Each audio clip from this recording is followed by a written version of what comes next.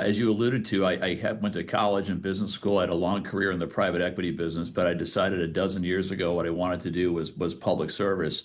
And my first stop was Lawrence. I joined the team tasked with turning around the Lawrence Public Schools.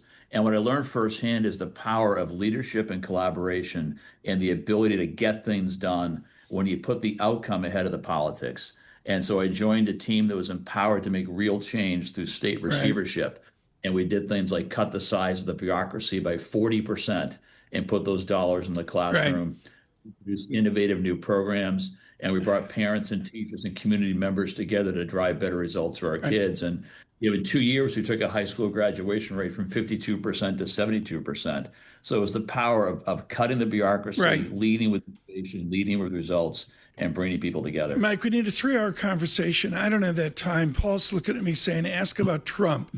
Are you better positioned as governor of the Commonwealth to take on Donald Trump, given all the horror stories I read in the Boston Globe, versus the present Democratic governor? I'm way better positioned than her to work with anybody that wants to move our state forward, including the president. And I've said for a long time now, when things happen in Washington that Governor Healey doesn't like, she must tell her team, get me on TV. I would tell my team, get me on a plane and get down there and work with the president and his team to help do things that are good for Massachusetts. I think I'm way better positioned. She built her career by suing Donald Trump. I built my career by working with people across all facets of life, all sectors to get things done. And that's the same approach I would take as governor. Good morning, 92.9 FM in Boston and across this nation. Mike Kennealy with us, Republican candidate for the Commonwealth. Mike, what's from your perspective, the number one issue for the people of Massachusetts, and what's your policy as it relates to that?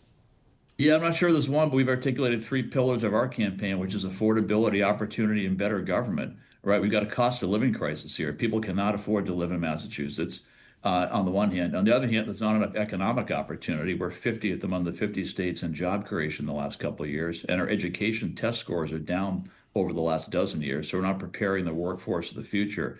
And in terms of the quality of our government, we have a state government that's not fiscally responsible, not accountable, not transparent, and can't manage a crisis. So for me, there's never one issue, there's three: affordability, opportunity, and we call it a government you can believe in. And people cannot believe in this government today. Mike, you talked about number 50 in, I think, business creation. That really shocks me, coming from a state like Massachusetts. What's going on there? The job creation was Devers to San Francisco.